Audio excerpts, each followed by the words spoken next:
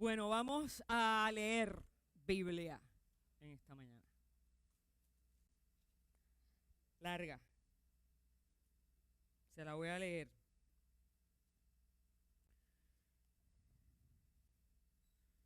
Se la voy a leer de una versión dinámica, más actualizada,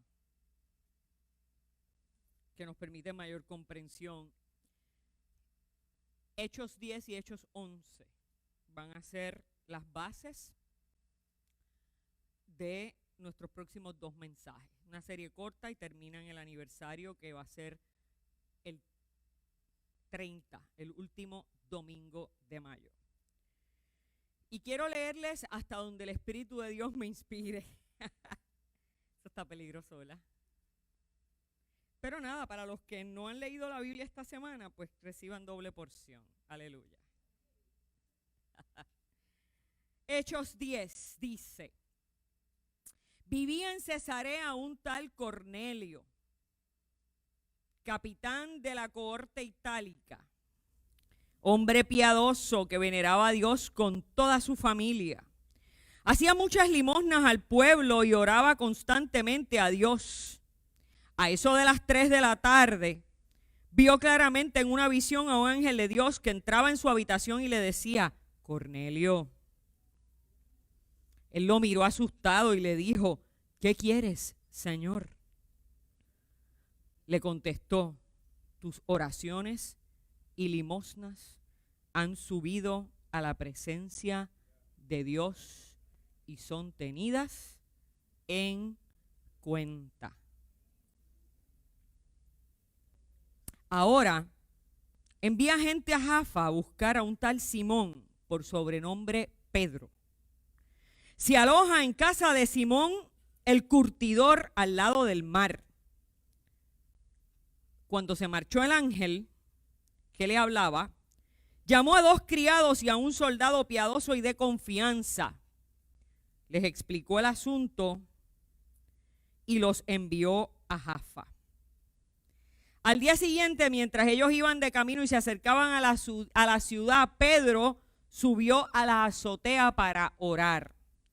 ¿Cuántas de nosotros hacemos oración durante el día?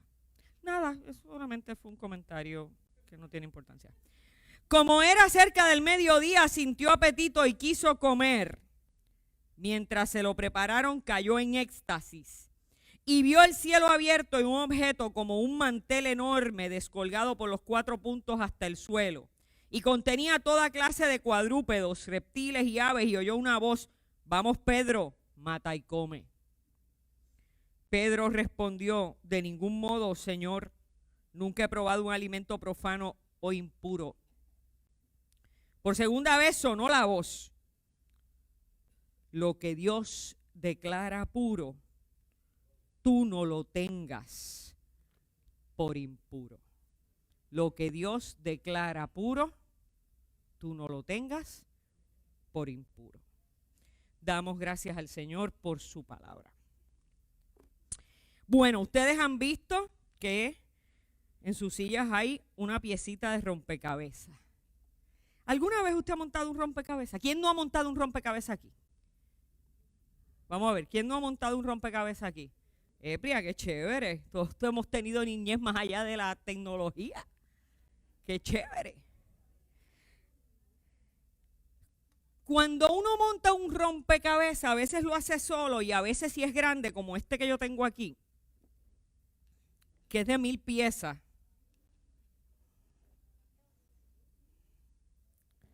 A veces uno lo monta con otra gente, ¿verdad?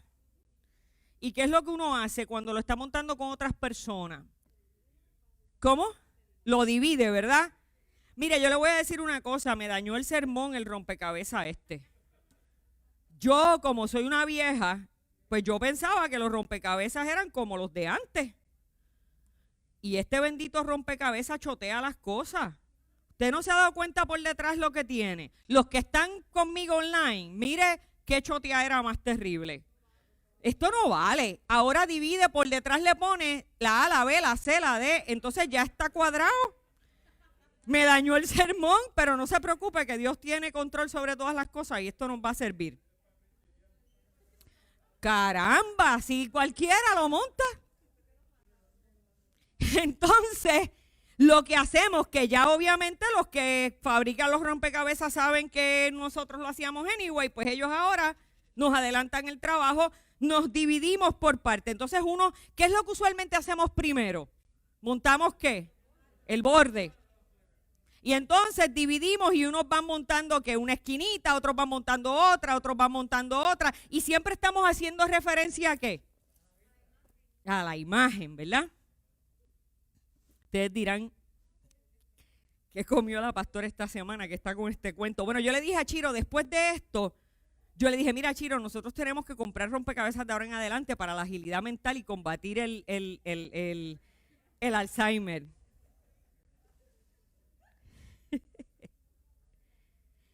¿Qué pasa cuando por fin unimos las partes? Podemos ver la imagen completa, ¿verdad? Pero ese proceso de ir montando es lento, sobre todo si es grande.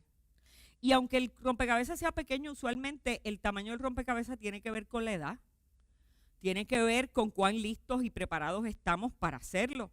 Por lo tanto, para mí un rompecabezas de 1000 pedazos puede ser tremendo, pero para un niño pequeño, uno de 50 puede ser igual de complicado. Mire, la historia bíblica es un poco como un rompecabezas. Los protagonistas de las diversas historias tuvieron que vivir su propio proceso, ir montando ¿qué? Su esquinita. Las piezas que le tocaban, yo le di a usted unas, ¿verdad? Las piezas que le tocaban. Sin saber que Dios estaba dándole otras piezas a otra gente. Que iban montando, ¿qué? Su propia esquinita. Pero usted sabe que la vida es un gran rompecabezas. Si usted se cree que esto es un revolú, la vida es mucho más grande, más compleja. En nuestra vida hay muchas piezas. Están los hijos, los compañeros o compañeras de vida, esposos, esposas, pareja, amigos, familiares, compañeros de trabajo, Dios. Todos ellos y sus historias son parte ¿de qué? De la imagen que estamos montando. La diferencia es que nosotros podemos tener una imagen en mente, pero rara vez esa imagen es la que Dios tiene en mente para nosotros. Y nosotros montamos nuestras piezas pensando que en lo que yo quiero ver, en lo que yo creo, en lo que yo espero, en lo que yo me hago en mi mente, pero ¿sabe qué? Ojo, pinta, como dice Nestalí. Tenemos que estar pendientes porque a veces nos obstinamos en nuestro big picture cuando realmente Dios está ¿qué? Dios tiene otras personas construyendo, como dirían las piecitas estas, la parte A o la B o la C, ¿ves? ¿Qué hacemos? ¿Qué hacemos mientras el rompecabezas de nuestra vida se va montando y no estamos seguros de cuál va a ser la foto final? Mire, me fascina cómo Dios va montando el rompecabezas de nuestra vida. Y me encanta cómo Dios va montando, ha ido montando el rompecabezas de la salvación. Usted sabe que en cada una de estas piecitas está tu cara. Cada una de estas piecitas tiene tu rostro. Tú eres parte del rompecabezas de la salvación. Tú eres importante en ese rompecabezas. En esta historia lo vamos a ver. Dios cuenta contigo. Dios está haciendo algo aunque tú no lo sepas. Dios está montando una esquinita del rompecabezas aunque tú no la puedas ver. Dime si no, cuando hicimos esta lectura, ¿qué pasó cuando hicimos esta lectura? Cornelio estaba en su casa orando y resulta que Pedro estaba orando por allá también y resulta que uno estaba viendo al otro en una visión y el otro estaba viendo una visión que tenía que ver con el otro. Y ni uno ni el otro se conocían. Entonces, miren, muchos de nosotros en la vida, yo no sé ustedes, pero yo sí, hemos empezado un rompecabezas a montarlo y de momento es como que o me aburro o no me gusta o llega un momento donde ya se complica y ¿qué hacemos? Lo dejamos. Mis hermanos, tú podrás abandonar tu proyecto de vida, pero Dios no te abandona a ti. Tú podrás abandonar tu proyecto de vida porque lo sientes incierto, porque no te pegan las piezas, porque no te gusta cómo va, porque alguien vino y te lo reguereteó.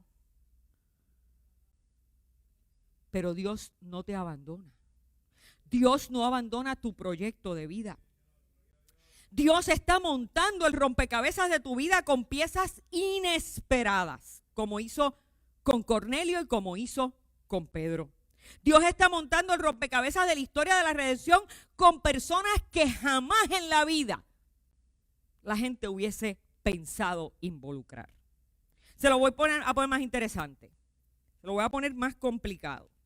Se lo voy a poner un poco triste, sobre todo con este conflicto que hay en Israel y Palestina. Usted y yo no éramos piezas del rompecabezas, según los judíos. ¿Usted lo sabe? En ese proyecto usted y yo, Nacarí le sabe. Ni por casualidad, usted y yo estábamos en ese proyecto que los judíos creían que era el proyecto de Dios. Usted y yo somos gentiles, usted y yo somos paganos, usted y yo no somos judíos, esa sangre no nos corre por las venas. Es más, bueno, no voy a preguntar eso. Nosotros no estamos en el big picture que tenían los judíos en mente de lo que era la salvación a través del Mesías esperado. Nosotros no estamos en la foto de la cajita. Nosotros somos unos entrometidos en el plan de Dios. Y usted sabe lo que Dios hace.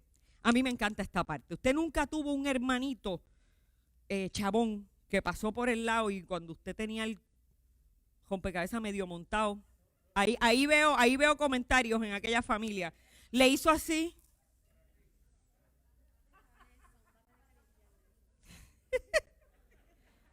Ahí en esa familia hay crisis. Allá yo no sé en internet quién nos está viendo. Y de momento alguien pasa ahí.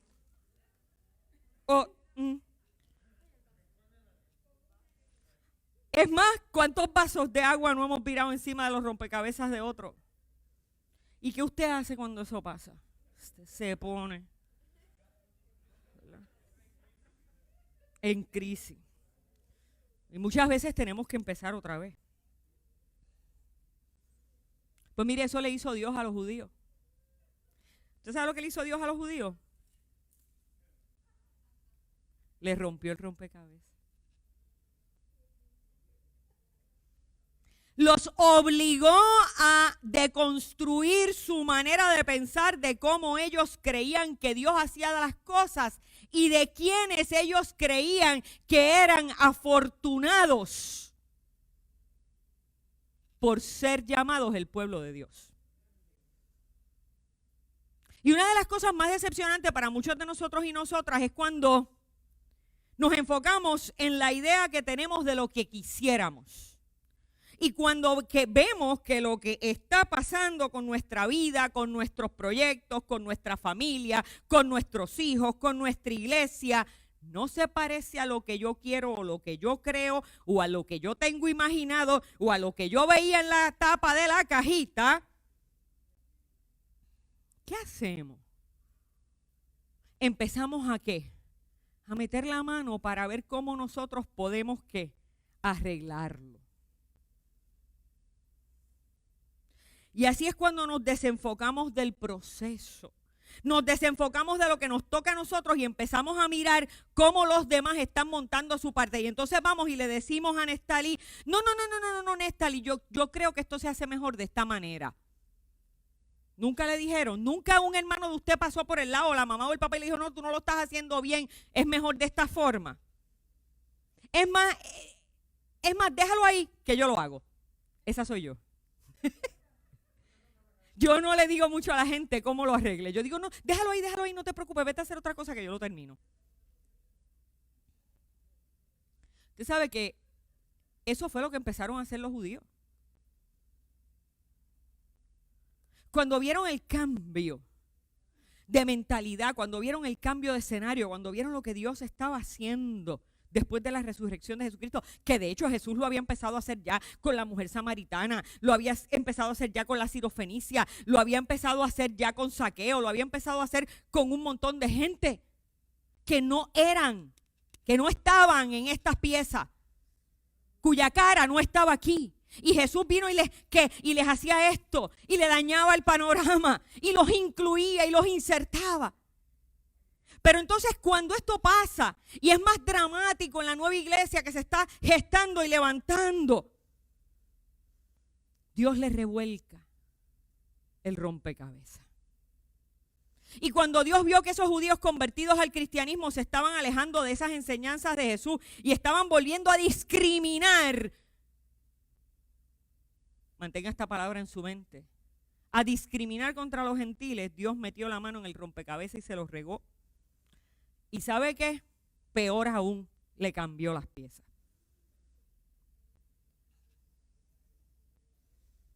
Ya leímos la historia de este hombre Cornelio, parte de la historia, la mitad nada más.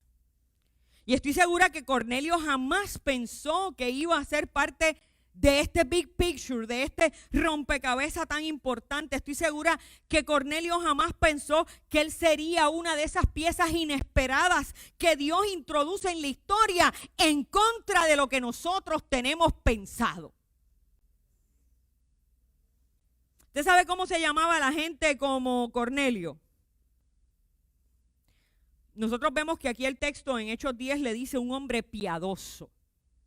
Pero explica que Cornelio era ¿quién? Era un ciudadano romano, era capitán de toda una legión o de todo un batallón del ejército romano. Era piadoso, dice. Dice que junto con toda su familia, ¿qué hacía? Adoraba a Dios. ¿Qué otra cosa dice? Que ayudaba ¿con qué? Con dinero. ¿A quiénes? A los judíos también. Y le oraba siempre a Dios. Mire, a veces, perdóneme esta es una digresión. A veces la gente es buena cuando necesitamos que nos den chavitos,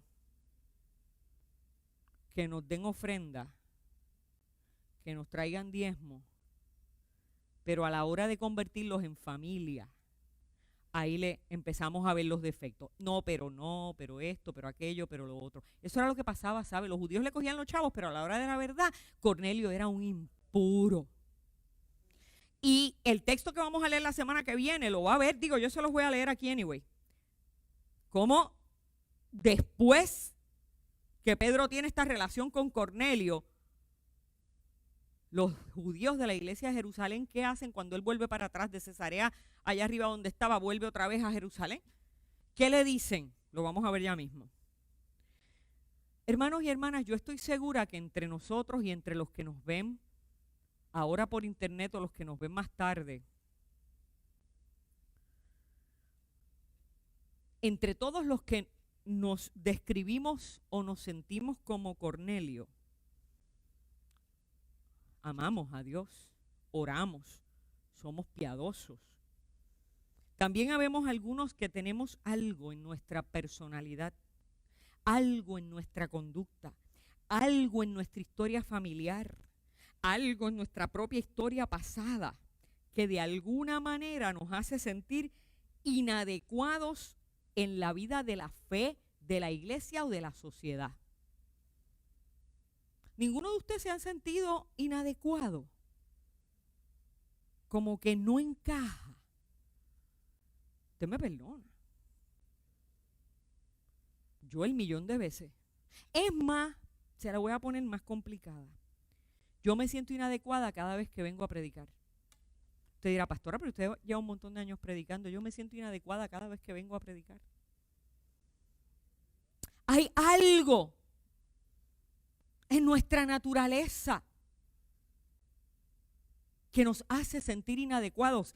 Y hay algo en el entorno que tiene a la gente siempre pensando qué hace a Reina inadecuada, qué hace a Esther inadecuada, qué hace a Cuca inadecuada, qué hace a Irán inadecuado, qué hace a Nestalí inadecuado. Vivimos etiquetando a la gente. Vivimos pensando y señalando qué los hace inadecuados, qué hace a Luis inadecuado. A veces es algo que la gente hizo hace 30 años y 40 años y todavía la gente le está sacando, como decía mi abuela, yaguas viejas. Por un lado predicamos que Cristo lo borra todo y que nuestros pecados han quedado echados al fondo del mar, y por otro lado cuando entra alguien por la iglesia empezamos, cuidado, mira que fulano, bueno, pero nada, sigo. Cornelio era un hombre bueno, era creyente, pero tenía un problema que lo hacía inadecuado. ¿Cuál era? Que no era judío, que no le corría esa sangre por las venas. Ciudadano romano y para colmo capitán de un batallón y rico.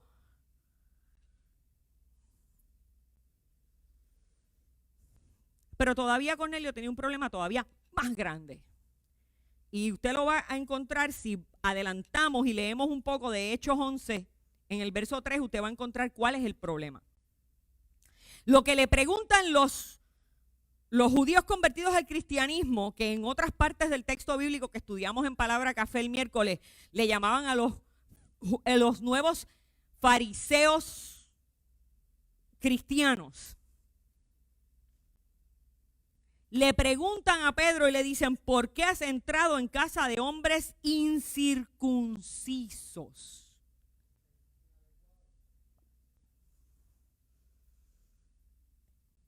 Lo que hacía inadecuado a Cornelio no era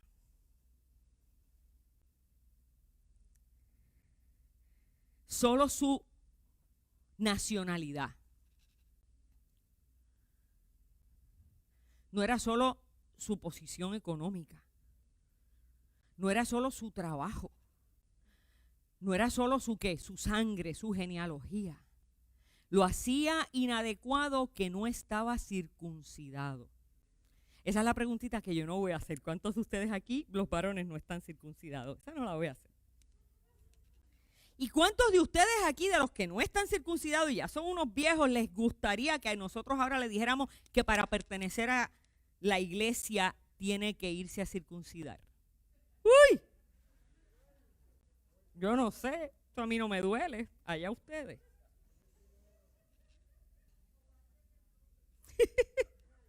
DH, esa estuvo fuerte, yo no la voy a repetir. Los que están allá se quedaron sin saber lo que dijeron aquí. No le habían cortado el prepucio.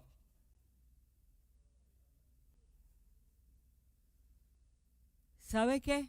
Pero eso significa algo bien profundo. No lo deje ahí. Cornelio no tenía la marca física del pacto con el Dios de Israel. Eso es más profundo. Chisteamos, como dice mi hijo, con eso, pero hasta ahí llegó el chiste. Eso es bien serio.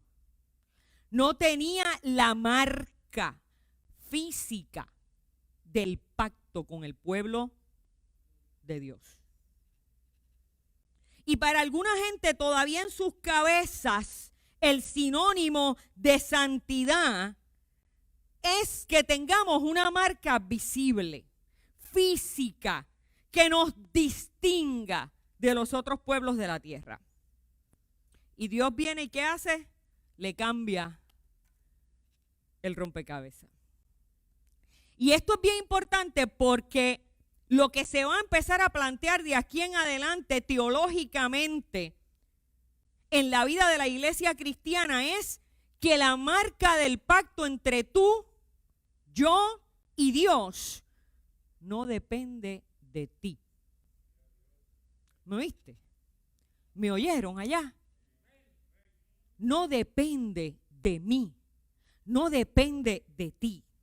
No depende de nosotros, no depende de lo que nos cortemos, de lo que nos tatuemos o de la filacteria que nos pongamos.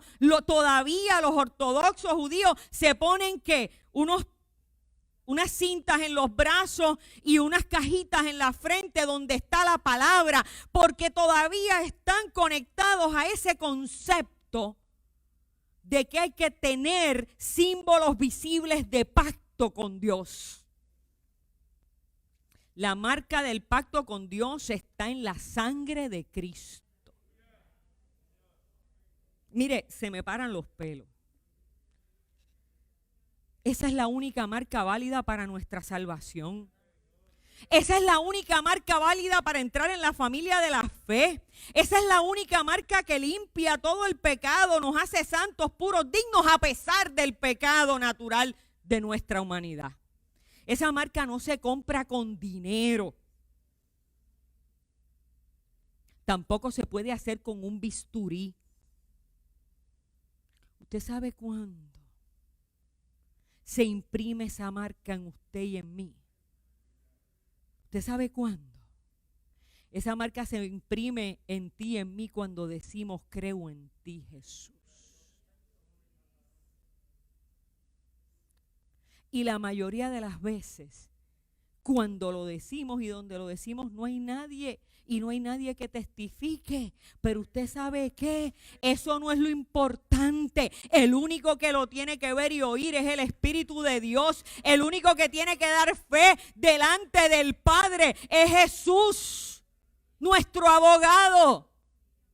Y decirle, Padre, él y ella me dijeron, creo en ti, Jesús.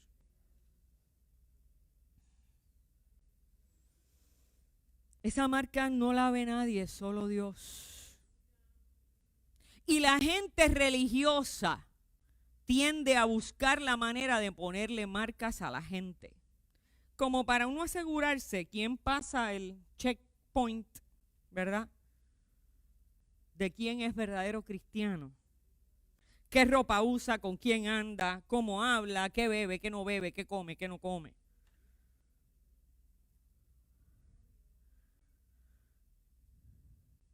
Mire, y lo que pasa es que todas esas cosas que nosotros estamos buscando en la gente para poder discernir si son o no verdaderos cristianos, ¿usted sabe lo que son?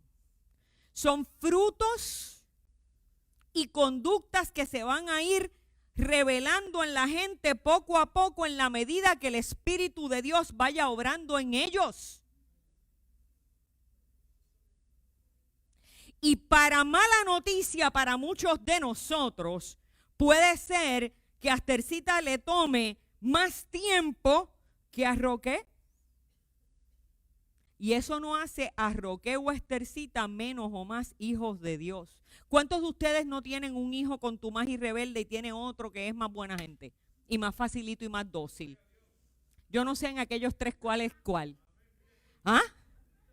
Y eso no lo hace a uno o al otro o a la otra menos hijos o más hijos, menos heredero o más heredero, más amado o menos amado. Hay algunos, yo no porque tengo uno nada más, Chiro puede decir que tiene tres. Hay algunos que nos dan más trabajito, ¿verdad, Rebe? Que hay algunos que nos dan más trabajo, pero eso no quiere decir que uno o el otro sea desheredado de la gracia de Dios. Es más, como dice por allá Rosalina, se quieren hasta más o se cuidan más que todo. Estos frutos, hermanos, no son condiciones para entrar a la iglesia. Escúcheme bien, porque esos son unos errores muy grandes que nosotros cometemos. Esos frutos del Espíritu no son condiciones para entrar a la iglesia. Los frutos del Espíritu vienen después. Entonces la gente a veces tiene un termómetro de espiritualidad allá afuera. Ahora que están con la fiebre de tomarte la temperatura para la fiebre, un día de esto hacen uno también para la espiritualidad. Mire, precisamente los frutos vienen después, no antes. Ni siquiera los frutos son condiciones para que la sangre de Cristo marque tu vida, es al revés.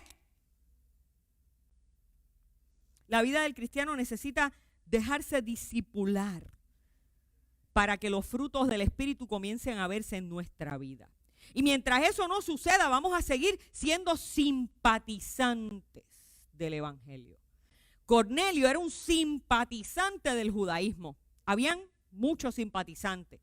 Y los simpatizantes del judaísmo tenían hasta sus espacios en las sinagogas o en la vida del mundo judío, en la práctica religiosa, pero hasta ahí, con limitaciones.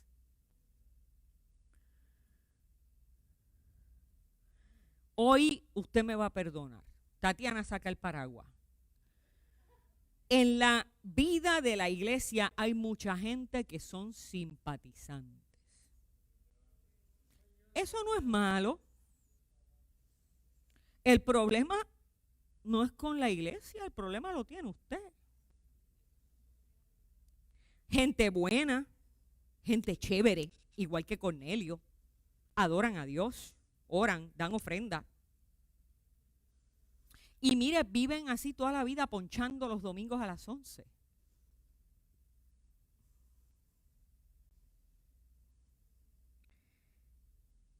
Pero mi hermano y mi hermana, la palabra de Dios, el Espíritu de Dios nos convoca, nos urge, nos pide, nos llama a pasar de simpatizantes a participantes, a pasar de simpatizantes a íntimos, a pasar de simpatizantes o de amigos a pasar a familia.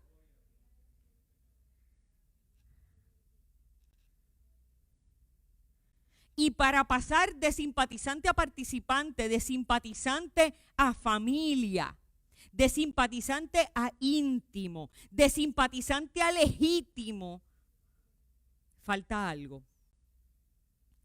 Y le voy a decir, no se acueste mucho del lado de que usted haya sido íntimo, participante, familia. Eso se pierde, ¿sabe?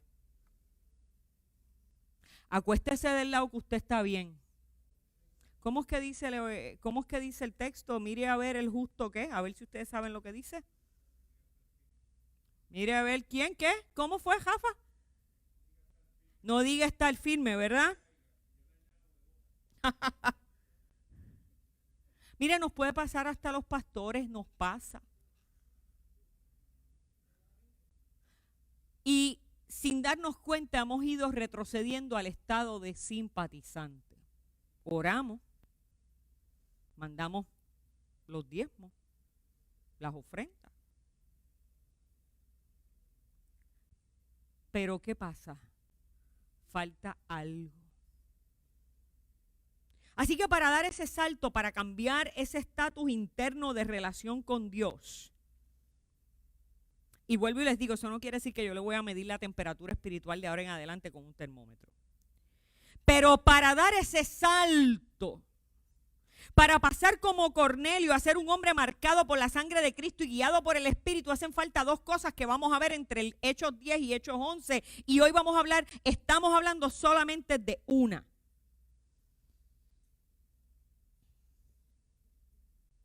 Richard, ¿podrías venir?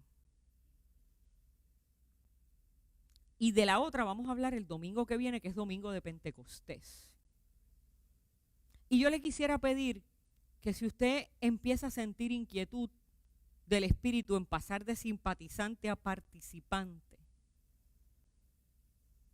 vaya leyendo el 10 y el 11. Léalo, medítelo, léalo, reléalo, medítelo. Venga aquí lleno de esa palabra para que la podamos escarbar juntos y juntas. De vez en cuando, Richard, cuando tú sientas que Dios te inspira, puedes acompañarme. Mi anhelo es que todos y todas, empezando por mí, nos autoevaluemos. y nos preguntemos a nosotros mismos, ¿estaré yo en el estado de Cornelio? Oro, adoro, ofrendo, pero sigo sintiéndome o la gente me sigue percibiendo inadecuado. ¿Me oyó? Está fuerte. Y el problema es que mucha gente juzga ese estado como malo y no necesariamente es malo, aunque sí es detrimental para nuestra vida espiritual a la larga. Porque el problema es que mucha gente se queda en la simpatía. Mire, mi papá decía que los frutos que no maduran se pudren. ¿Usted nunca ha visto un fruto medio verde pero seco, podrido y nunca se cae? ¿Qué es lo que pasa con ese fruto? Que no puede dar alimento, no cumple su propósito. Como nunca madura y nunca se cae, no cumple el propósito para el cual Dios lo ha puesto en medio nuestro, que es alimentarnos. Yo no sé ustedes, pero yo he visto china, he visto parcha, secas todavía, sin pasar por el proceso. Y yo estoy segura que tú no quieres ser uno de ellos. Esas características de Cornelio tan bellas hicieron que Dios lo considerara para llegar a un estado más íntimo. Más aún lo convirtieron en un modelo para la iglesia y para la historia de la salvación. Dios lo convirtió en un modelo incluso para las personas que se sientan inadecuadas, porque hay algo en ustedes y en mí. Habrá un estigma social, habrá un pecado oculto, habrá una limitación, habrá una idea que tú tienes de ti mismo, de ti misma, habrá un prejuicio de la gente que pone una barrera entre ti mismo, entre ti misma y Dios, entre tú y la iglesia.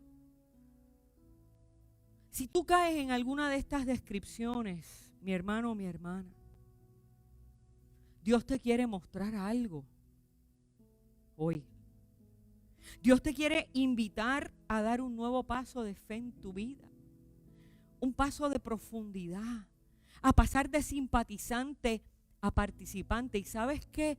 No te tienes que circuncidar. Mire, a la hora nona, esa fue la hora en la que Cornelio estaba recibiendo la visión. ¿Usted sabe cuál es la hora nona? Mire, la Biblia no tiene nada aquí por curiosidad o por casualidad. ¿Usted sabe cuál era la hora nona, mi gente? La hora nona fue la hora en la que el Evangelio de Mateo nos cuenta que cuando Jesús expiró, el velo del templo se rasgó. ¿Soy yo la única que estoy sintiendo algo raro?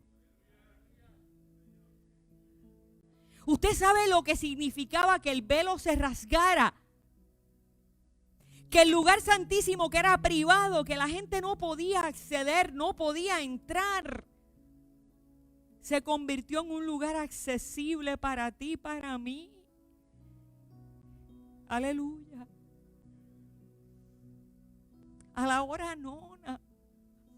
Un hombre inadecuado, pero que amaba a Dios. Un hombre estigmatizado, un hombre marcado por la sociedad, que amaba a Dios.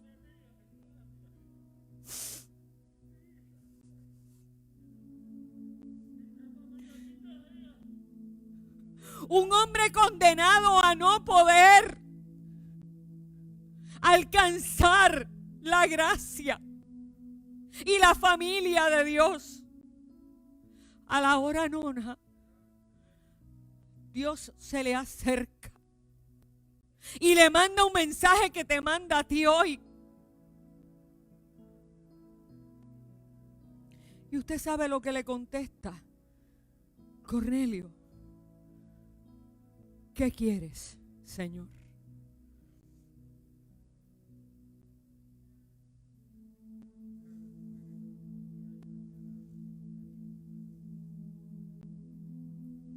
¿Tú serías capaz de contestarle al Señor en esta mañana ¿qué quieres, Señor? Usted sabe lo que significa contestarle al mensajero de Dios. ¿Qué quieres, Señor? Significa tener la disposición de hacer lo que Dios quiera. Y si hoy tú no te sientes capaz de contestar, ¿qué quieres, Señor? No importa, vete pensando.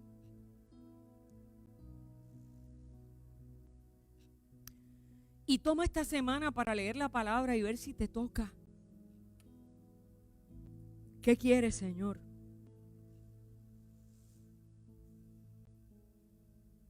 ¿Qué quieres, Señor?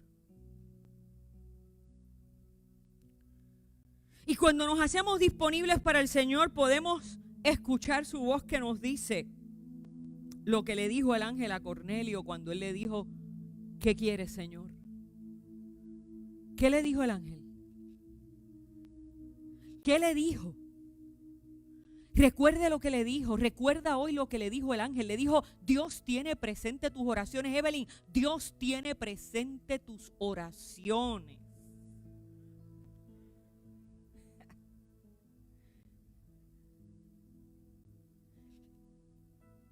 Y Dios tiene presente lo que has hecho. Y es interesante porque no le dice lo malo, le dice, Dios tiene presente lo bueno que has hecho por los demás. Y eso nos debe demostrar que nosotros somos los que andamos teniendo presente lo malo que hace Esthercita. Y Dios lo que tiene presente es todo lo que Esthercita hace por los demás. ¿Y cuánto Esther ora por usarla a ella de ejemplo? Miren la diferencia entre nosotros y Dios. Esos judíos de Jerusalén convertidos al cristianismo tenían presente que lo que hacía Cornelio inadecuado cuando Dios manda a un ángel y le dice, yo tengo presente tus oraciones y lo que tú has hecho por esos mismos que después te van a condenar. Porque yo quiero que ustedes sepan que Cornelio y toda esta gente eran los que mantenían la iglesia de Jerusalén. Entonces mire qué cosa más absurda y malagradecida. Que después que esta gente mantiene la iglesia de Jerusalén con ofrenda, con dádiva, entonces vienen, no, mira Pedro, ¿cómo es posible que tú te metieras en la casa de ese tipo? Es que hay que ser bien malagradecido en la vida. ¿Verdad, Warren? Mientras tú estás montando el rompecabezas de tu vida, mientras tú estás concentrado en la D, Dios tiene a alguien trabajando en la C, en la A y en la B.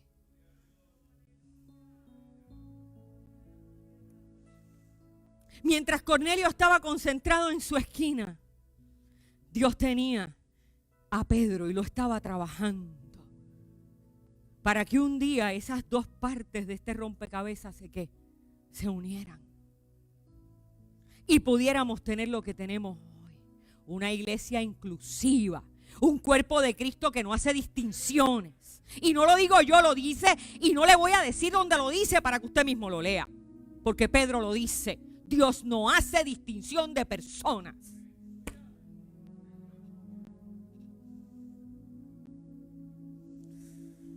Mientras tú estás trabajando en tu esquina,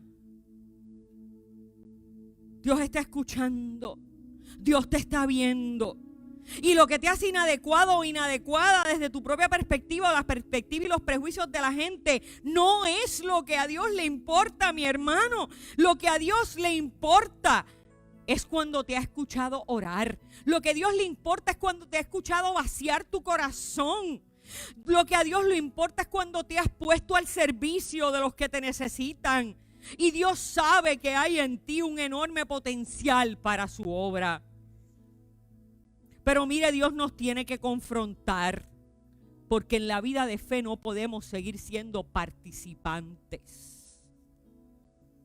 Mire, a mí me encantó en estos meses cómo un día viene Gladys donde mí y me dice, pastora, yo siento una enorme inquietud después de toda la experiencia difícil. Mire, la experiencia de Gladys y de Yoyo y de esta familia es hasta incluso para no creer en Dios si no quisieran. Y sin embargo, Gladys lo que viene y me dice es, pastor, perdona Gladys que lo diga, pero yo sé que para ti es un testimonio. Es Dios el que me da fuerza. Es pensar en cómo hacerlo, montar un altar familiar, contribuir en la iglesia, hacer algo. Porque yo tengo que contar las maravillas de Dios.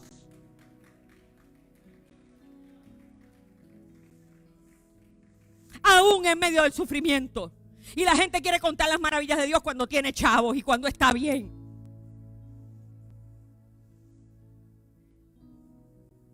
Hay que trascender.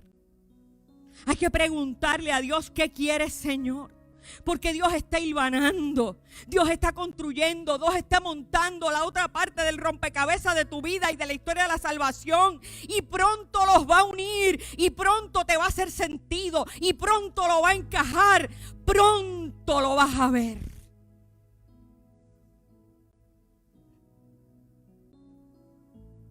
Y en algún lugar, mis hermanos, para terminar y dejarlos con el suspenso para el domingo que viene, en algún lugar Dios tiene a un Pedro soñando contigo.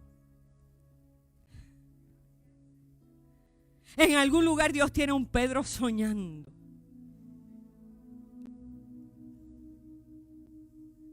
Dios tiene a un Pedro soñando con lo que Dios va a hacer en ti. Incluso Dios tiene a un Pedro transformando a Pedro, transformando su forma de pensar para que cuando tú y yo lleguemos donde Él, que pase, que puedan unirse estas piezas. Porque mientras Pedro estuviera en su constructo religioso anterior y tú llegaras, esto no iba a encajar. Había que trabajar con Pedro. Dios estaba trabajando con nosotros y nos está mostrando ese gran mantel lleno de alimentos que consideramos impuros para que cuando entren por esa puerta los podamos bienvenir.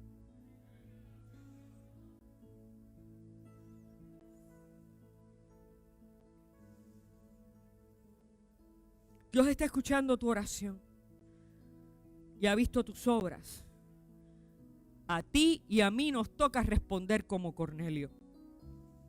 ¿Qué quieres, Señor? Hoy decides tú cómo tú quieres manejar la visita del ángel. Yo estoy segura que el ángel nos ha visitado. Vayan subiendo, chicos. Yo estoy segura que el ángel no. Y el ángel no soy yo, ¿sabes? No digan eso de que el ángel de la iglesia es el pastor. No. Yo no soy yo, en todo caso, caída.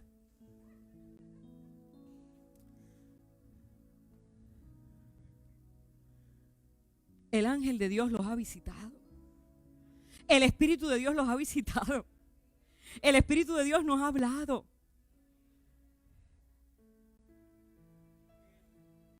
¿Qué tú le vas a contestar? Yo solo soy una persona caída, que cuando el ángel de Dios me visitó, me pude sacudir de mis experiencias difíciles.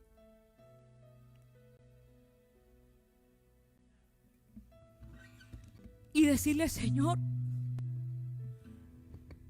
no sé qué hacer.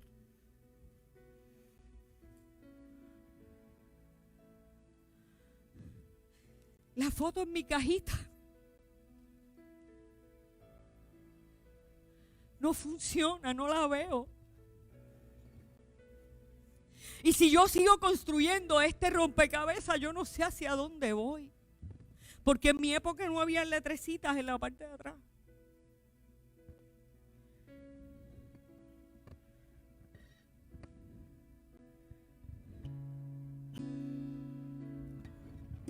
Y de ahí, de nuestra ruina, de nuestro ser inadecuado delante de los demás, Dios nos saca cuando podemos preguntarle con disposición en el corazón, ¿qué quieres, Señor? Hoy te invito a reflexionar y que te lleves una de estas que está puesta en tu silla De momento pensaba unirlos y ponerlos de la A y los de la B y los de la C y los de la D juntos, pero vamos a hacerlo el domingo que viene. Guárdela.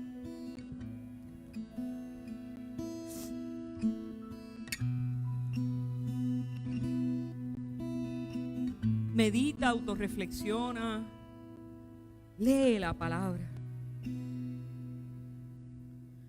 Yo siento que Dios está llamando a esta iglesia en su aniversario 43 a pasar de ser simpatizantes a participantes.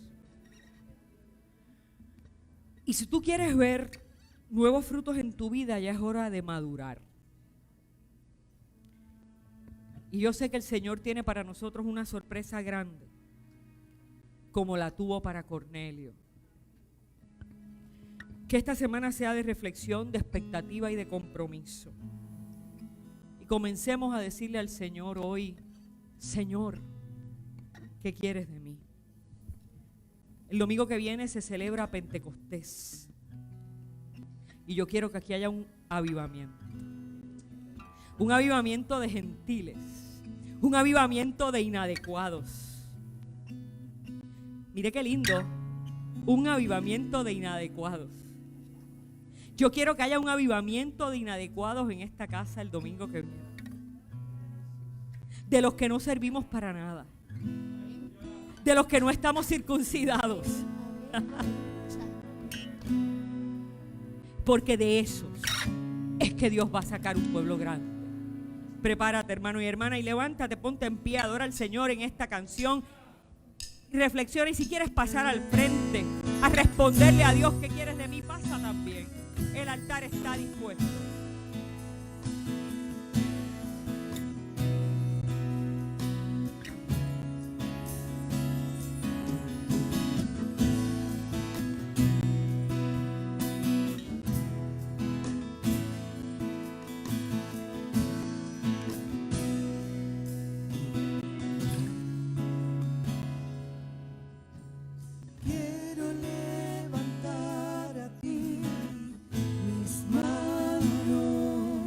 Maravilloso Jesús, milagroso Señor, llena este lugar de tu presencia y haz descender tu poder a los que estamos aquí. Creo en ti, Jesús, y en lo que harás en mí. Creo en ti, Jesús, y en lo que harás en mí. En mí, en mí, recibe recibe toda la honra, precioso Hijo de Dios. Recibe toda la gloria, recibe toda la honra, precioso Hijo de Dios.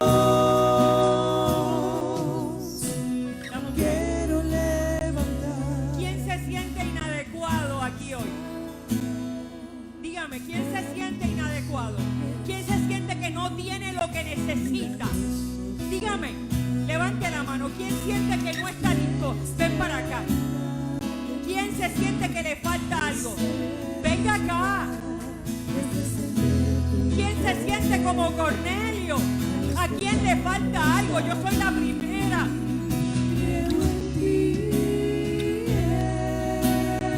Atreva.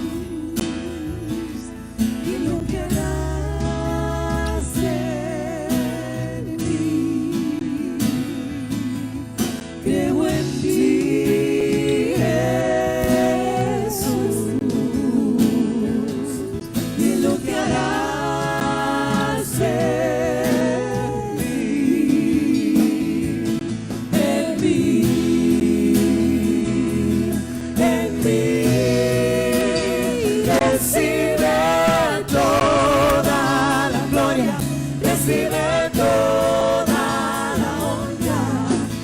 precioso Hijo de Dios. Recibe toda la gloria, recibe toda la honra, precioso Hijo de Dios. Recibe toda la gloria, recibe toda la honra, precioso Hijo de Dios. Recibe toda la gloria, recibe toda la honra, precioso Hijo de Dios. Creo en ti, Jesús. Yo creo en ti y en lo que harás en mí, Señor. Yo creo en ti. Yo creo